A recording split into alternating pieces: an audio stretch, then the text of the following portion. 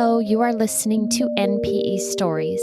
This is a podcast where NPEs can share their story. I am your host, Lily, and I found out I was an NPE through an ancestry DNA test that changed my life forever.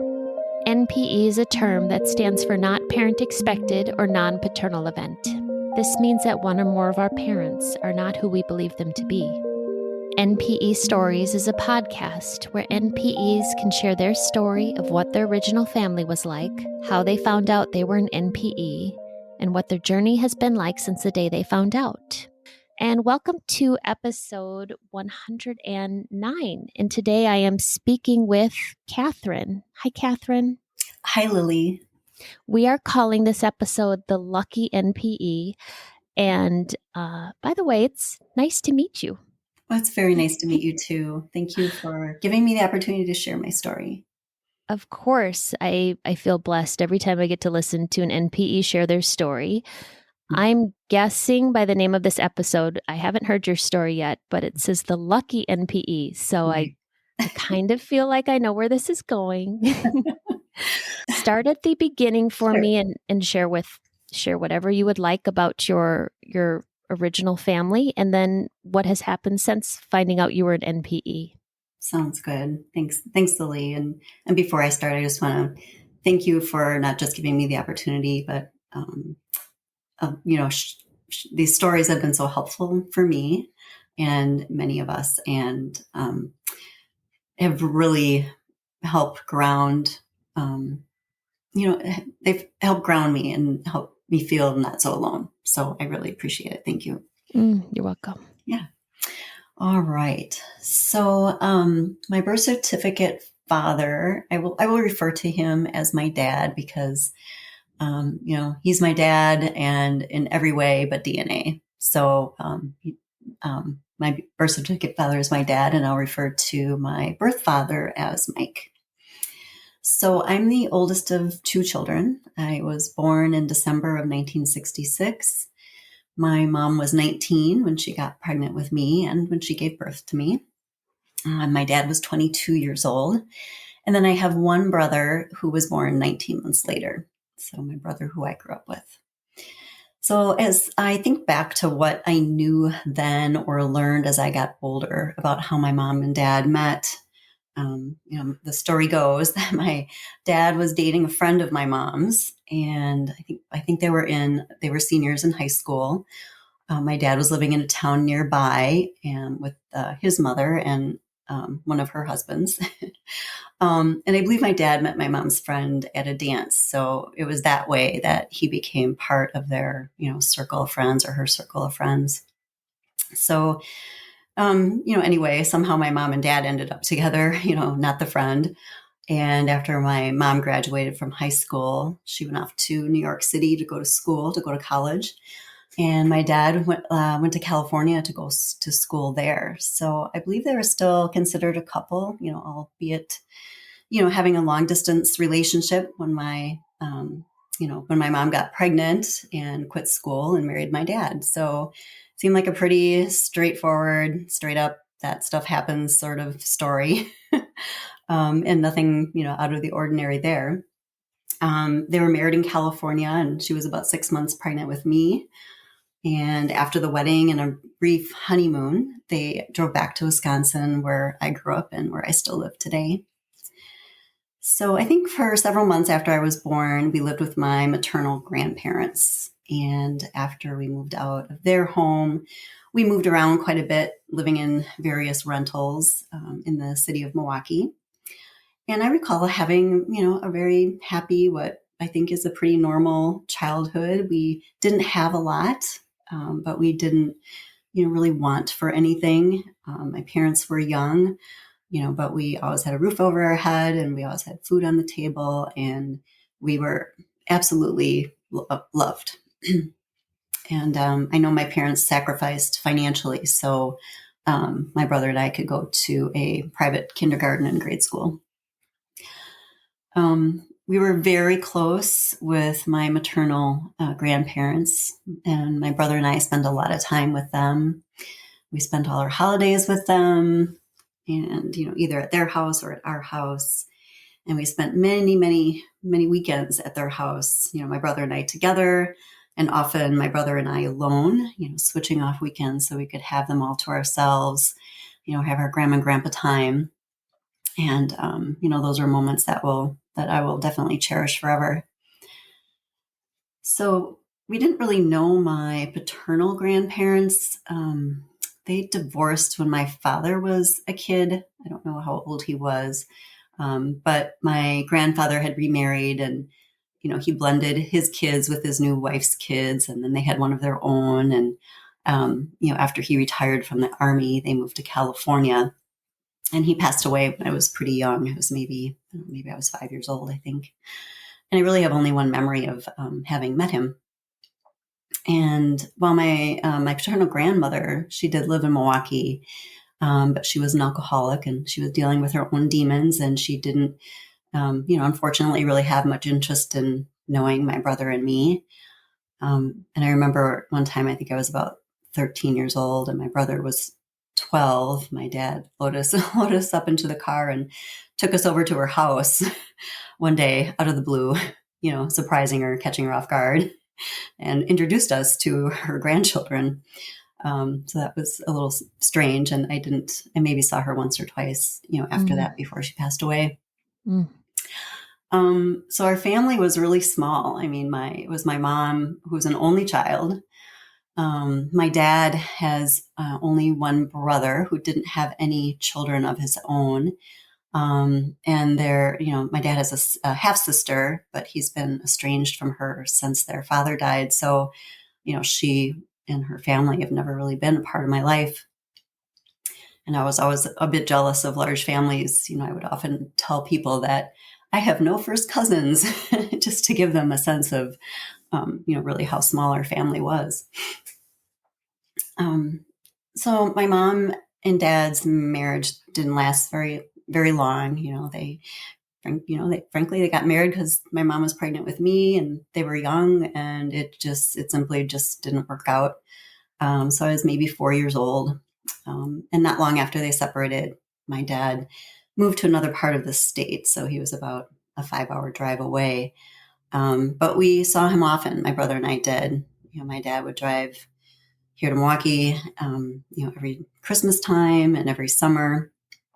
And he would pick us up. He would stop just long enough to load us into the car and drive all the way back up north the same day. And, so we certainly, continued to have a very strong relationship with both our mom and dad. And so while our family was small by blood, my mom had lots of friends. And she entertained a lot. We'd have summer parties and cookouts, and, every weekend it seemed like there were friends over. And I really loved to hang out with the adults. So I loved to hear them, talk their adult talk and tell their stories and listen to their jokes. So, I have really good memories of hanging out with my mom and her friends when I was a kid. And of all those friends, over the years, there's really just one couple with whom both my mom and dad have continued to have a friendship, and that is Mike and Kathy S. And my mom met Mike S. when she was in high school. I think Mike attended a rival high school in a town nearby, and he was dating another friend of my mom's. And they too got married and divorced after a short period of time. And then several years later, Mike S. remarried, and they have 3 children. And I remember attending their wedding.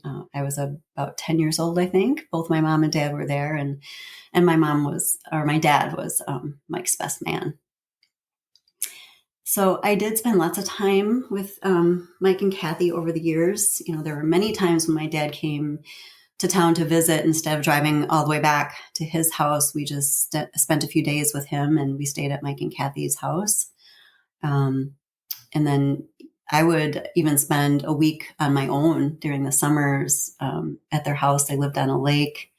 And after, their first son was born, and then their second son, I just love babies, and I was happy to spend a few days at their house, playing with their boys.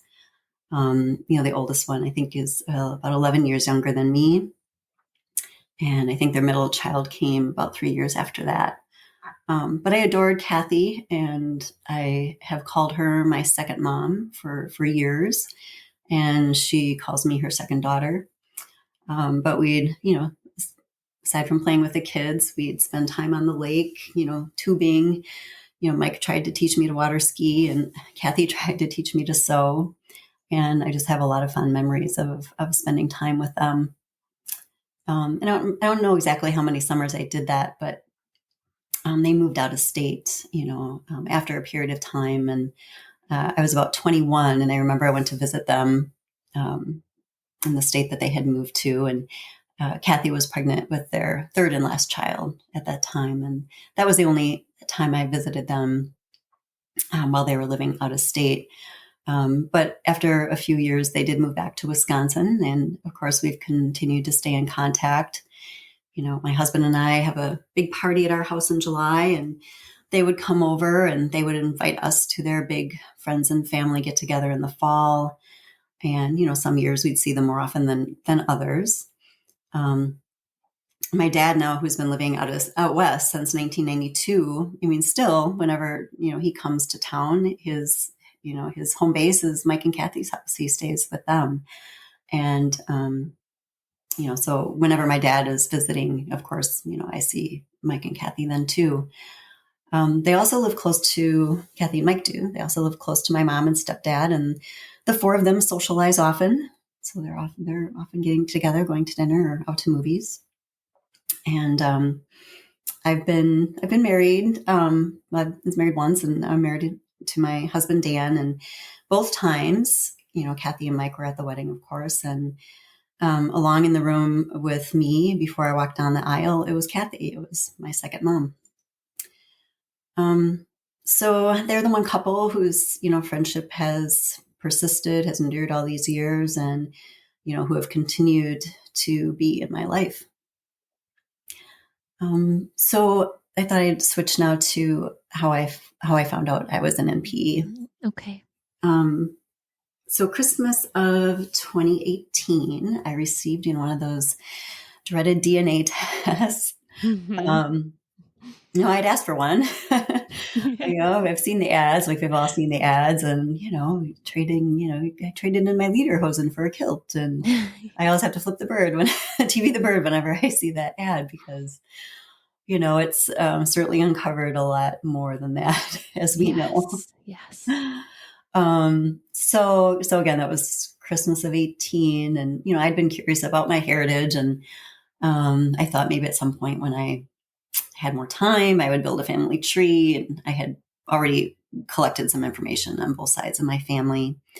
So I did that test probably early in 2019, and I remember getting the results back, and there really wasn't anything that stood out. I wasn't as Scottish as I thought I should be, but I knew there were some limitations with those tests and how accurate they are based on certain regions and where different peoples have immigrated to or from. So I really didn't think anything was necessarily off, and I pretty much set it aside and didn't think much about it. So fast forward to mid-February of 2020. So Dan and I, my husband and I, are hosting some family. It's my mom, my stepdad, my stepsister, and her partners and her children. And we're just chatting, and my stepsister mentions that, that her sister took one of those DNA tests. And I said, oh, I did too. And we were talking about it, and I started to look on my phone, for the email that they send that has your results, and I couldn't find it. And my dad, my husband, said he'd help, and he took my phone, and so he's looking through it, and he found it and pulled it up when we were looking at it. But he also said, "Hey, you have a match." And you know how that goes, Lily. I think I said, "Oh, another third or fifth cousin," because that's what they always are. And he said, no. He said, this one says she is either a great niece or a first cousin. I'm like, well, I don't have any first cousins. We've already talked about that. And I certainly wouldn't have a great niece, given the ages of my nieces and nephews. Um, and then he said, and one of the names in her family tree is S. And S is Mike S's last name. So I'm just a little confused, as you can imagine. And I'm sitting there with my husband and my mom and other family. And this is kind of funny, but I can't not tell this story without telling this part. But my husband turned to my mom Lucy, and he said, "Lucy, you have some splaining to do." And of course, now knowing what I know, it's funny, not funny. I think I can laugh about it now. I don't know if she would think it was very funny. But that was a Saturday evening, and it wasn't long after that everybody left, and Dan said to me, he said, your mom acted a little strange after we had that conversation, and I said I didn't really notice, but I was quite confused, if not intrigued, by how we could possibly be related to the S's. It's not a very common name, and I couldn't imagine it was coincidental. And my husband and I talked about it a little bit that weekend, and I just said I don't have any clue how we could be related. But of course my suspicions went right to my dad. I'm thinking, all right, they were all friends. Does Mike S have a sister or a cousin, or there was something going on there, and there's another child out there that's that and this woman is related to that child. And but I was determined now to find out. So on Monday, I'm on my way to work, and I gave my brother a call because I'm like, well, if I'm related to the S's, he is related to the S's too. I'm going to see what he thinks about all of this. So I called him, and I told him what we found out, and I said, wouldn't that be crazy if we were related to the S family? And he didn't say anything. There was kind of a long pause, and my brother said, yeah. He's like, they're a great family. And I thought, well, that's kind of a weird response. So I hung up, and now I'm thinking, okay, what does he know now? And am I the only one that doesn't know? And by now I'm at the office, and I call my mom, and in part to finalize plans that we had for the following Sunday, because we were going to a play and out to dinner. And in part, of course, to find out what she knows, because now this is getting a little ridiculous. So I don't recall what I said exactly, but I asked her what she thought it was all about, and she simply said she didn't know. I said, well, I'm going to call my dad. And seconds after we hung up the phone, my mom sends me a text, and it says something like, please hold off on talking to your dad.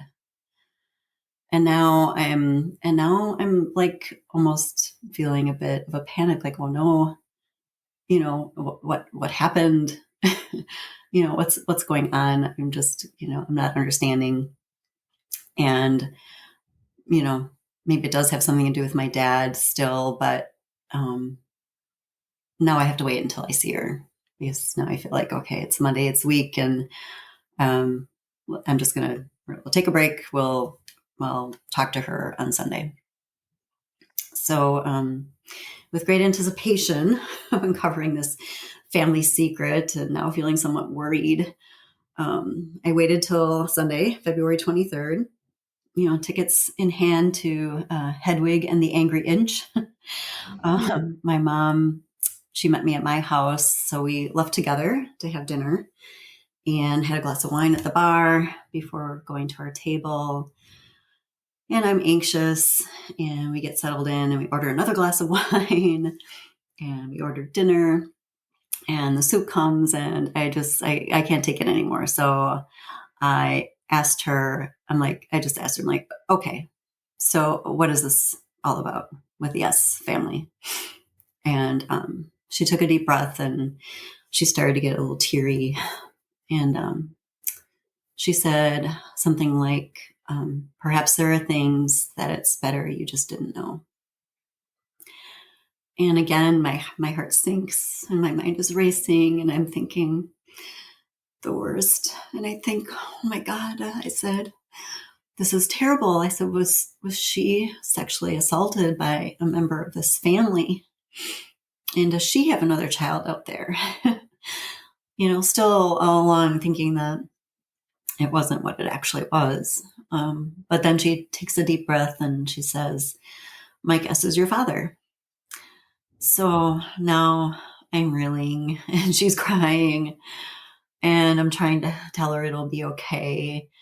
And in my head, I'm like, I'm like, what the fuck, Mom? It's the only thing I could think to say, not out loud, but in my brain, and I'm floored. I'm 53 years old, and I'm finding out that my dad, the man who raised me, is not my father, and this other man, this other man who I like very much, he is.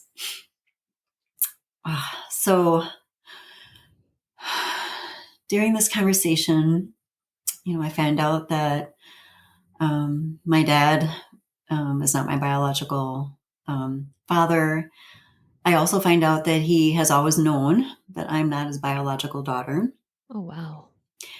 And I ask my mom if Mike S. knows, and she just shrugs her shoulders and she says, I don't know. She said that they had never talked about it, which is so strange because they've had this sustained friendship, all these What? years. Yeah. So she tells me she hopes that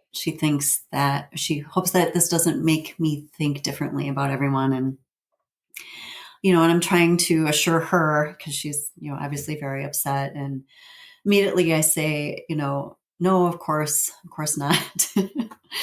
But I also say, well, wait a minute. Yeah, it does. I feel differently about Mike now. Because I feel like, how can I not? I know this is hard for people who are NPEs to understand, but I think it doesn't matter whether it's somebody that you've known or it's a complete stranger. It's sort of like you revert to this like childlike state, and you think, well, this is my dad. This person should love me. Sorry. And you want to reach out and you want to know. And I wanted to know. So I knew right then that I wanted to know what he knew, if he knew. So somehow we do get through dinner. And, my mom makes it clear she doesn't want her secret to be out. And in that moment, in that, like earth shattering, life altering moment, I said that I would do what I could. But, I told her that I connected to this woman and his family, and I'm not the only one that knows. And I don't know who she is telling, but she could be telling the family at this very moment. And, she ought to be prepared for this information to come out. So somehow we get through the play too, but as you can imagine, that wasn't easy. So, not easy, even a transsexual rock musical can take my mind off of what I had just learned about Gosh, myself. no. Oh, how terrible. It was a good show, what I remember. Yeah, I bet. Yes, please. Something distracting. Oh my gosh. Yeah. Oh gosh. So we get back to my house and, I say goodbye to my mom and I sit down on the couch next to Dan. And for the first time I said, I said those words. I said, my guess is my dad. And my husband is amazing. And he has been amazing and so supportive through all of this. And I don't know where I'd be without him. Oh. So, after this evening, I know my dad is not my dad. I know he's always known I'm not his child. I know who my biological father is, but I don't know if he knows I'm his daughter. And my dad doesn't know that his friend of over 60 years is the biological father of his child. So my mom, did confirm that as well during our conversation. Yeah. So your birth certificate father knew you weren't his, but he didn't know that you were Mike S's. Right. Huh. Okay. Yeah. Oh, So I think, yeah, and I'll get to a little bit more of that story too. okay. Okay. So what my journey has been like so far, is, as you have dealing with all these emotions, reeling and feeling devastated and confused, and anger starts to set into, and, it's that instant where you feel like everything has changed, yet, nothing has changed. And it's this odd sort of limbo that you feel like you're in, and you're not, at least for me, I just wasn't, I mean, I knew I had to do something and I had to move forward. And I knew that moving forward did not involve not addressing what was going on in my life in the situation. So, um, I, I never suspected, I guess is like, I guess another, a good thing about my story. And I've heard other NPEs express how they always felt like something was wrong. They were treated differently, or they didn't look like their family, or they just felt like they didn't belong. And I was completely, taken off guard, because I, never felt that. I always felt loved and like I belonged. And I looked a lot like my mom, and I didn't not look like my dad. And when my brother and I were little, we were sometimes mistaken for twins because we were so close in age. So this was a complete shock. And I spent the next several weeks in this state, with all these emotions. And I found that I couldn't look in the mirror without searching for Mike's face in mine. And I pulled out all the photos I had of Mike and Kathy and their children, trying to see the resemblance. And, I just, I became, somewhat obsessed with finding out if he knew. And even though my mom made it clear that she didn't want anyone to know, I found that I couldn't hold her secret. And I know some NPEs can relate to this, but I felt a little bit like a bull in the china shop. I had this overwhelming need to share, if not overshare, this really personal information. And I, of course, after I told my husband, I told my closest friends. I remember calling my friend Jen, and she, like most of my friends, at one time or another, they've all met Mike and Kathy, but she couldn't exactly remember what, he looked like. And she asked if I had a picture of him. So I texted her a picture, and she said, well, she's like, you look so much like your mom, anyone could be your dad, which I thought was kind of funny. And so it's pretty true. I do look a lot like her. So in the days so as the days and weeks went by, I found myself sharing this news with the woman who cuts my hair, and one of the trainers at the gym, and a few close colleagues. And I just felt like I was searching for, something in their reactions. Yes. Yes. I don't know what, like, I was, I don't know what I was looking for, but I can tell you though that everyone I did tell has also been amazing. No one has told me, well, this doesn't matter. Your dad is still your dad. What do you care? I didn't get any of that, Lily, and I'm so grateful to my friends for their compassion and their understanding. And I just feel like they really got the weight of this issue and how important it was. And, they've been wonderful. So, anyway, so I found the Facebook groups, and Lily, I found your podcast, which has been so wonderful. And I found a really good counselor and other resources. And I was, happy not to be alone. And, but I continued to struggle, certainly struggle simply with the knowing. And then had been lied to, I struggled to connect with my mom, and we've really only had just a couple conversations on the topic, since. And, she has said that she doesn't want to discuss it. And I know that we will ultimately be okay. And I know that she was in an impossible situation. But at some point, I stopped being the little girl who needed protecting. And, I became an adult, my own person who had a right to this information to make my own decisions about what to do with it. And at some point, she was only protecting herself. And frankly, I think we both have some shit to work on now.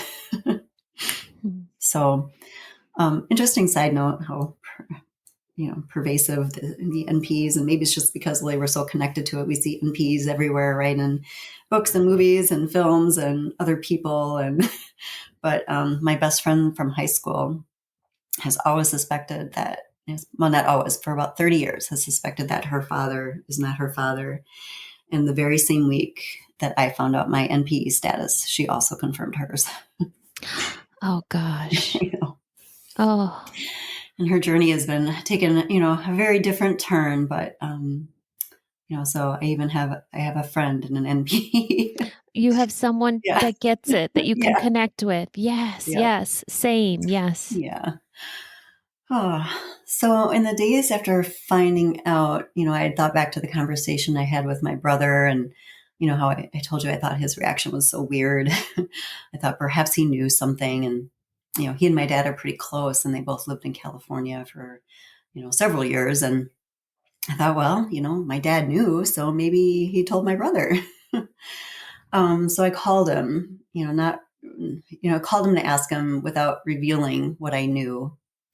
I said, remember that conversation we had, last week or whatever it was? I said, do you know anything about that? I was really stern with him. I was this big sister. This is really important, and I need you to tell me the truth. And he promised me he didn't. He said, I don't. I have no idea. And I just left it at that. I said, okay. And I hung up the phone. I didn't talk to him about it. At least not yet.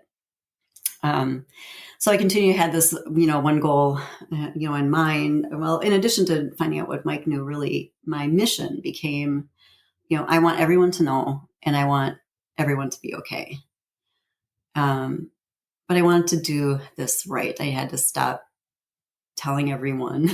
I needed to figure out, my next steps.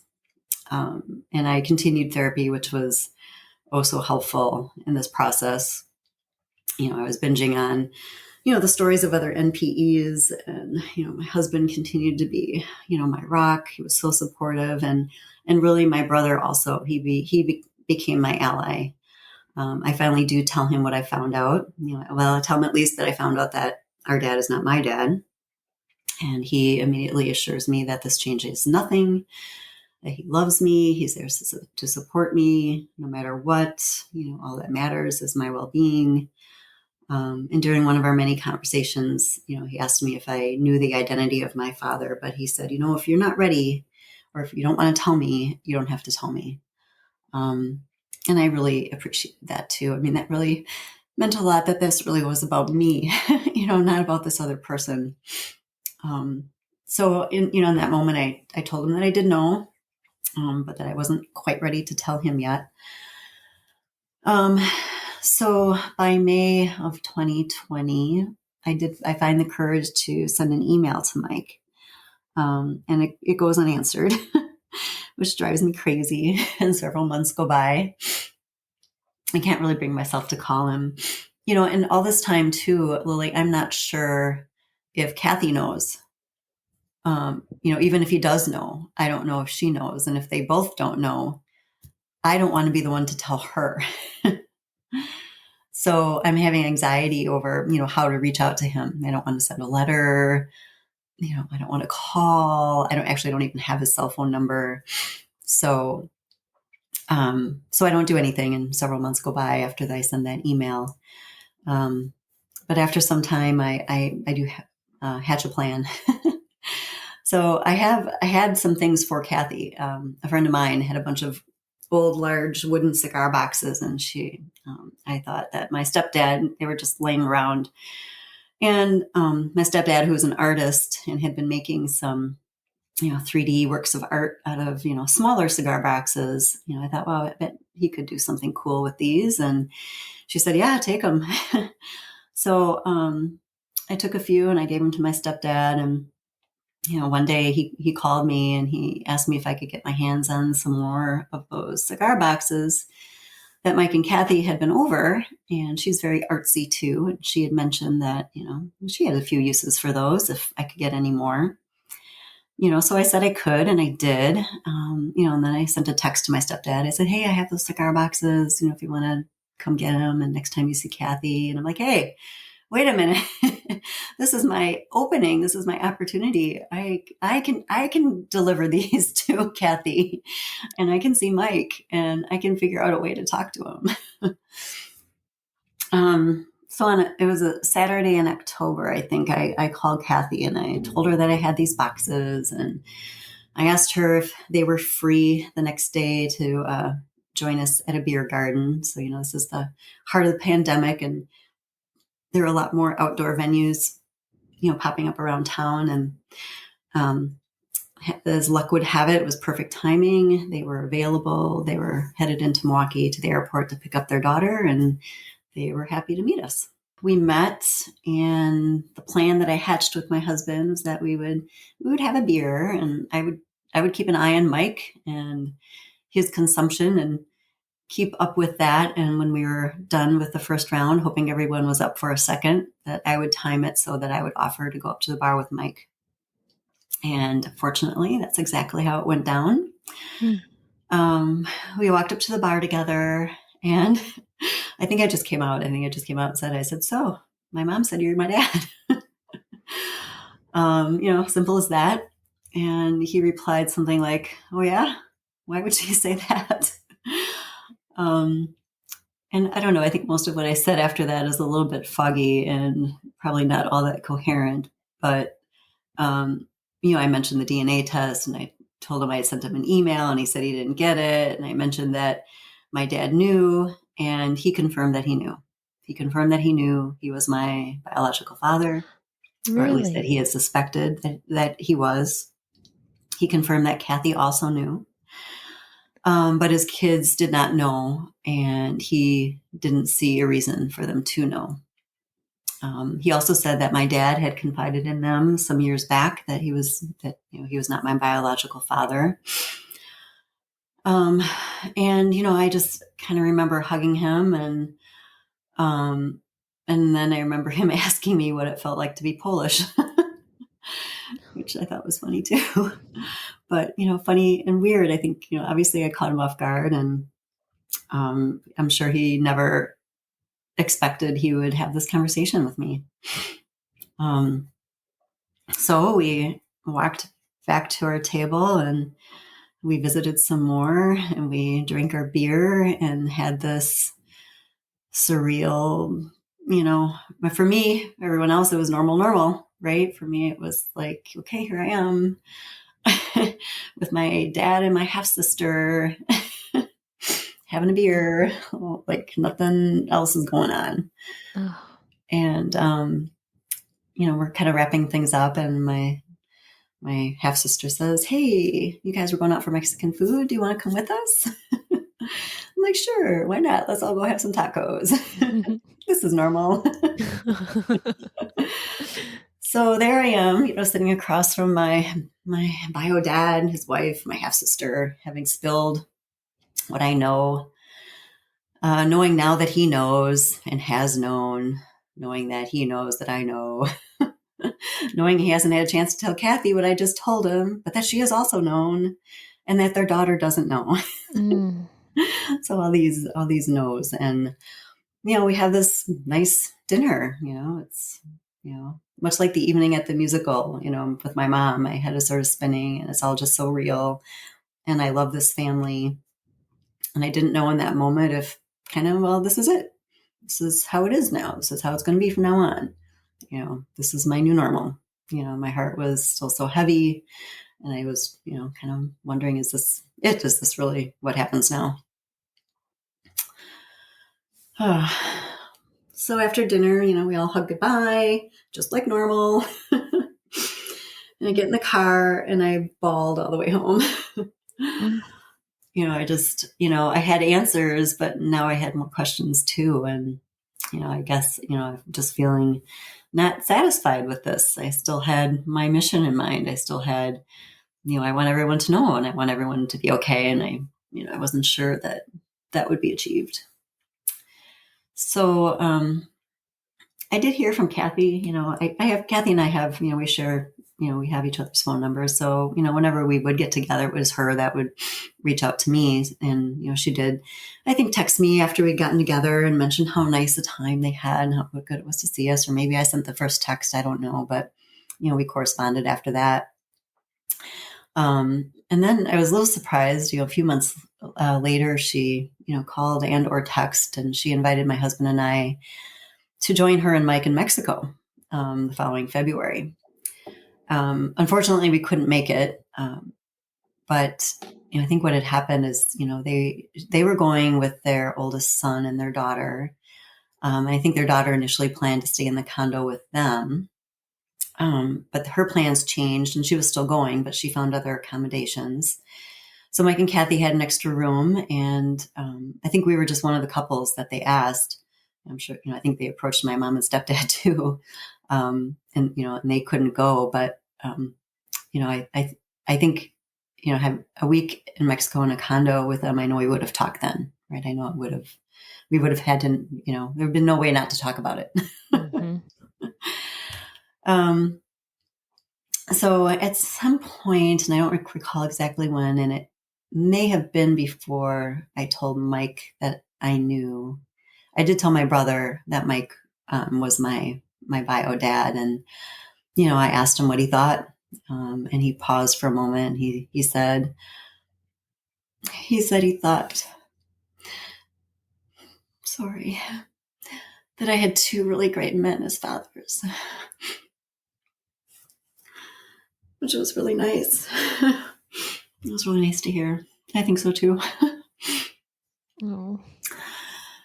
So that following May, my brother's daughter, my niece, was graduating from high school, and my mom and I would be going to Florida to celebrate, and my dad would be there too. So there were two things I felt like I needed to do. First, I needed to let my mom know that I had talked to Mike and that he knew, because remember, she had told me that she didn't know if he knew or not. And, and since then, my mom, I think we maybe had one sort of strained conversation, and I did share with her my mission. I did tell her that it was my mission for everyone to know and everyone to be okay. And she thought I was being unrealistic. She didn't believe that was possible. She feared that her relationship with Mike and Kathy would change. And she feared that if my dad knew, it would ruin his relationship with them too. And I just felt like she was protecting herself, and I couldn't believe that. I didn't believe that after all these years of friendship that anything would change. Before I knew Mike knew, in the end, he has known, and it hasn't changed their relationship. They still love her. So, proving her wrong. Yes. But the second thing I felt like I needed to do was to tell my dad that I knew. I needed to tell him that I knew that he wasn't my biological father. And I knew that if he asked me if he wanted to know, I knew I would have to tell him that it was Mike, because I didn't think it was fair. I didn't think it was fair that everybody knew everything now except him. Mm-hmm. The one other person besides me who really deserved to know. And I just knew my dad well enough, and I knew his love for me, his love for Mike and Kathy was strong enough. And by now, 54 years have passed. I mean, my mom and dad have been divorced for about 50 years. I just couldn't imagine that this would change how everyone felt about each other. So in April, I did finally tell my mom that I had talked to Mike. I told her that he knew and that Kathy knew too. And I did hope that it would allay her feelings, that it would change her relationship with them. I had to admit, so I waited 6 months to tell her, Lily, and I have to admit that part of me was like, I'll just let her stew for a while. I waited for 53 years. Mm-hmm. So what's 6 months? She was a little mad. She was a little mad at me that I waited so long to tell her. But as soon as I brought up how long waiting is, um, she stopped what she was saying. Right. Yeah. So anyway, they love her anyway. So during all this time, no one has changed what they do. My mom and stepdad, Mike and Kathy, continue to spend time together. Mike never mentions to my mom that we had our conversation, and everything is normal, as it always been. Um, so, What about the half siblings? yeah, well, we do get to that. They do know now. I think as of only a couple of days ago, the middle son does know. But in the week or two before our trip to Florida, I called my dad. I needed to tell him, that I knew. That was the next step in the process, and I didn't want that hanging over us while we were together in Florida. It was a very emotional call, and he said he always thought that I would be raised knowing that he wasn't my biological father. He always thought I had the right to know, but my mom didn't want to tell me. He even said that in my 30s, when I was having some health issues, he approached my mom again and thought that I should know who my dad was, and she said no. So, granted, I mean, he could have told me. He could have told me he didn't know it was Mike, but at least he could have told me he wasn't my dad, and he didn't. But it's hard to, after you keep a secret for so long, right? I think it's hard. Anyway, my dad did give me a bit more of the story on that call, and over the next few conversations we had. He said that my mom had written to him or called him, or maybe both, to break up with him, because they've been living in opposite ends of the country.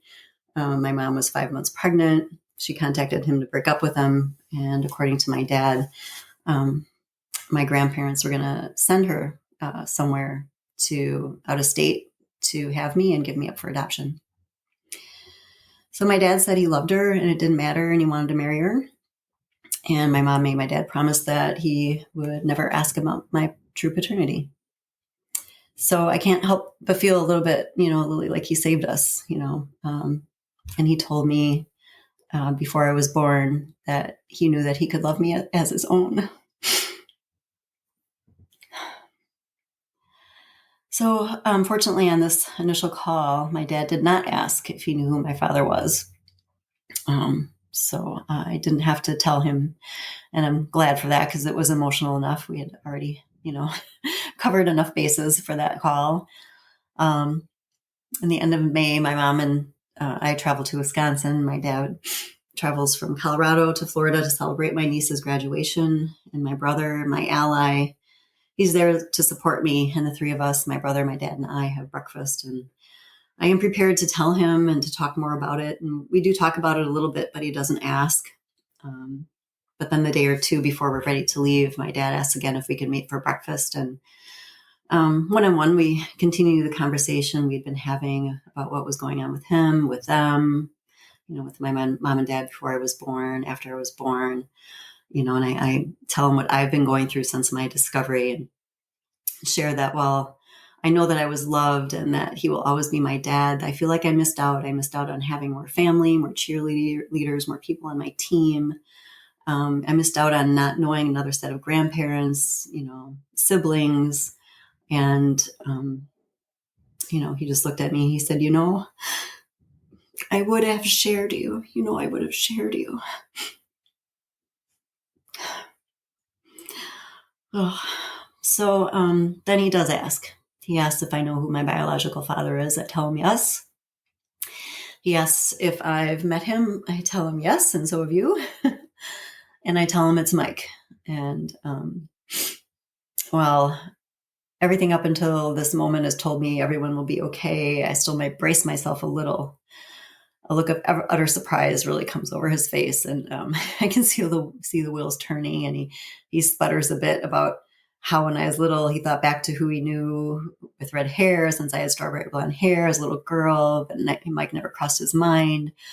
he mentioned that he even asked Mike and Kathy after revealing he wasn't my bio dad if they knew. And he smiled a bit when he realized their kids are my half siblings. And I could just see it all kind of coming together for him in his head. And I asked him what he thought, and immediately he said, nothing is going to change my 60+ year friendship with Mike and Kathy. And I'm going to call him as soon as I get back to the hotel. Oh, so now he's my ally too. And he's adopted my mission, right? For everyone to know and for everyone to be okay. He thinks, that they should tell, their kids. And anyway, I guess, my dad goes back to Colorado, and that's May, and summer is busy. My husband and I are working, and we're looking for a new house. And, we do find a new house, and we sell our house in July. And in August, we have a housewarming. We have a little outdoor COVID safe somewhat party. So we can show friends and family our new house. And of course we invite Mike and Kathy. Now it's been about 10 months since I told him that I knew he was my bio dad, and we haven't talked about this subject. And I see Kathy first, and I give her a hug, and I embrace Mike, and he says, "Hello, daughter." And I just didn't expect that. I just really didn't know, what they were thinking all this time. I mean, I knew they'd had a dialogue with my dad, but my heart just melted a little to be acknowledged that way. Oh, yeah. So for some time, my dad had been planning a trip to Wisconsin. And I think even before these revelations had been on, some of them anyway. And I know he had a new sense of urgency to see his friends face to face. And I was hoping we'd all spend time together. I was hoping that time would be the time the four of us could get together. So, as usual, he drove to Wisconsin, and he went right to Kathy and Mike's house because that's his headquarters. That's where he stays when he visits. We all got together the following night for an event, but it was more of a public event, so we didn't really have a chance to talk. But I did get my first photo of me with my dad's. The next day was Sunday, and my husband and I went over to their house to watch the Packer game. And I got my second photo with me and my dad's.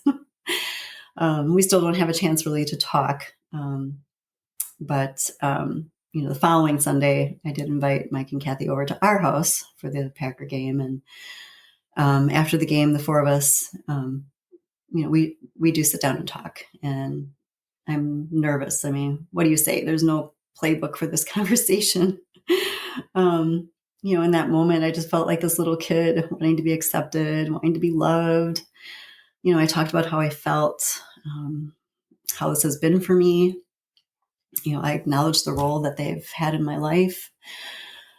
And it's all really just a bit of a blur, Lily. I don't remember everything that we said, but they did say that they were going to tell their kids. And I almost didn't believe this was all happening. So, again, I'm a lucky NPE, Lily. My mission, is coming to fruition. I'm, of course, nervous about, and they're a little bit nervous too, I think, about telling their kids. And, Mike says, you can reach out to me. You don't need to go through your dad. So if there's anything you want to know, he was just so open. And he asked, he's like, so, what do you want to happen now? And, I could hardly believe they were giving me this opportunity, because I said, well, I'd like to spend more time with you.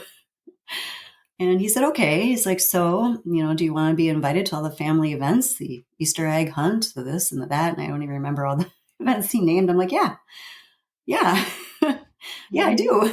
Mm-hmm.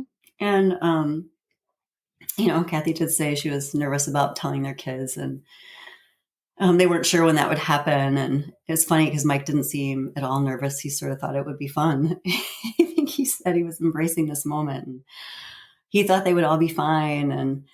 And so I said, you could at Christmas, you could tell them that you got them all a big sister. And no one really said anything for a second. So I'm like, oh shit, I say the wrong thing. And Mike said, yeah, we can have you jump out of a big cake. So I was like, oh, phew, okay, this is all right. So just on this past November 7th, I got a Facebook message, and I'm sorry this is going so long, Lily. I got a Facebook message from... Oh, you're fine. You're fine. from Mike and Kathy's oldest son, and he wrote something like, so I hear you're more than just a close friend of the family. Let me know if you'd like to get together for coffee or something stronger. So this is how I found out that at least Mike told him. So of course I get back to him, and I'm nervous to know what he thinks, but we do make plans for lunch, and on the 8th, and in the meantime, on the 8th, I get a text message from Kathy, and she wants to talk that evening. And I'm like, oh, okay, maybe it didn't go so well with the other kids. What does she want to talk about? We do get on the phone, and it was simply to invite my husband and I to join her and Mike and their oldest son to take the train to Chicago to meet their youngest, to spend the day in Chicago, to go to the Christmas market, and to go to dinner and take the train back. It's a family tradition that they've been doing for the past few years since their daughters lived in Chicago, and they invited us to join them. I'm like, whoa! Oh. So in the meantime, I meet my oldest half brother for lunch. We have some laughs and a couple of tears. I catch up on his life. He told me how Mike told him and his sister about me, and he said he was obviously having a good time with it, stringing them along, and he thought it was funny. After lunch, we hug, and I said, "See you, brother," and he said, "See you, big sis." It was very sweet. The following Saturday is the Chicago outing, and we take the train down there, and I embrace my new half sister. We have a good time bumming around in Chicago and catch a Christmas parade and have dinner, and it's all a bit surreal, and I'm feeling like it's a bit of an out of body experience. And this is a family I've known all my life, and I feel I know them, but I don't know them, not like a daughter or a sister. Their kids are like acquaintances. I mean, their oldest is 10 years younger, 11 years younger than me, and it's not like we're friends. We're friends because our parents are friends. I never felt the need to be accepted by them. And I've been in this weird place where I feel this need for them to like me. So we have gotten together with Mike and Kathy since then. Just this couple weeks ago on December 11th, we had them over at our house for dinner, and just the four of us. It was so nice. We had, some time to talk. We talked about our plans for Christmas, and, Dan and I are hosting family and going to other families on Christmas Day. And, so we're spending our days are occupied, I guess, with, family stuff. And Kathy had said that she had hoped that we could join them for part of their celebrations, and which was so sweet, again, to be included, to be asked to join them. And I've known for years that their family tradition was to get together Christmas Eve. Their three kids, their partners, their grandchildren. I knew that Kathy purchased matching pajamas for everyone. I knew they all opened their pajamas on Christmas Eve and put them on and kept them on all day the next day at their house while the celebration continued. And while I knew we couldn't go, I was happy to be included. And Kathy handed us a gift bag and said we couldn't open it until Christmas Eve. But she got us the matching pajamas. That's so sweet. So as we were saying goodbye, I hugged Kathy, and I called her my second mom, like I have so many times. And for the past several months, I thought about, should I refer to Mike as someone else, as someone other than Mike? My dad will always be my dad. Mike's not my dad, but to me now he's more than Mike. So as I hugged Mike, I told him that I thought he was my bonus dad, and that if he thought that was okay if I referred to him as my bonus dad, and he thought it was fine. So they told us that evening that they hadn't yet had a chance to tell their middle son. So he had moved out of state recently, and they just hadn't had a chance to talk to him. They didn't want to do it over the phone. But, he and his family were coming to Wisconsin for Christmas. and they were going to tell him then. And while we weren't able to join them for their Christmas festivities, they wanted to know if we were free on December 23rd, tomorrow night. She was going to see if all the kids were available, and they would leave the grandkids at home, but we would all go, out for dinner if everyone was going to be in town. And that's worked out. So I imagine by now they've told their middle son, and we have reservations tomorrow. And we are meeting them all for dinner at a Mexican restaurant. Oh my gosh. Oh, so then everyone will know. Everyone the will immediate. know. Okay. Everyone will know. Yeah. Oh my gosh, Catherine. And that's the end. Oh. Up to the minute. Updates you have, Lily. This is why you're the lucky NPE. This is why I'm the lucky NPE. I mean, my mom told the truth. Growing up, I never suspected I was not my father's daughter. I found out my dad always knew, so I didn't have to tell him. My husband, my mother, my brother I grew up with, my friends, they've all been amazing. I know and like my bio dad. I didn't have to tell him I was his daughter, and just everything that's happened since. I am truly lucky. We all hear and read heartbreaking stories, and it's not fair.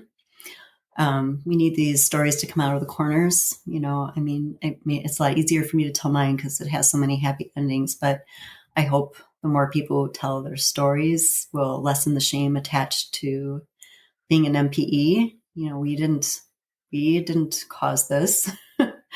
I wish our parents and our moms especially were willing to share their stories and find the comfort that we have found among people who are experiencing the same thing. I just want families who are on the receiving end of these discoveries to just understand NPEs. We're children in these moments. We're looking for information. We're seeking connections. We don't want to disrupt anyone's life. We didn't ask for this, but we deserve some compassion. We do deserve to know. We do have a right to our medical history. And really, what harm will come to you is your own insecurities. Just open your hearts. Open your hearts, people, to your NPEs. Mm-hmm. Mm-hmm. Yes. Try to put yourself in that person's shoes. Yes. Thank you. Yes. Well said. Catherine, if people wanted to get in touch with you, how could they do that? Yes, absolutely. Well, they can reach me at my email address, created for this very moment, the luckynpe@gmail.com. Good luck tomorrow night and with your Christmas and being with your new family now that everything is out in the open with everyone. Thank you. And thank you so much for sharing this story today, all of it. And Merry Christmas. Merry Christmas to you. Thank you so much, Lily, for everything for these sharing these stories. We appreciate it so much. Thank you. Merry Christmas to you. These stories are here for us to identify with. If you are an NPE and would like to share your story, email npestories@gmail.com. You do not have to give any identifying information. If you are an NPE and would like to share your story, I'd like to hear from you. Subscribe to this podcast to hear more. Come heal with us.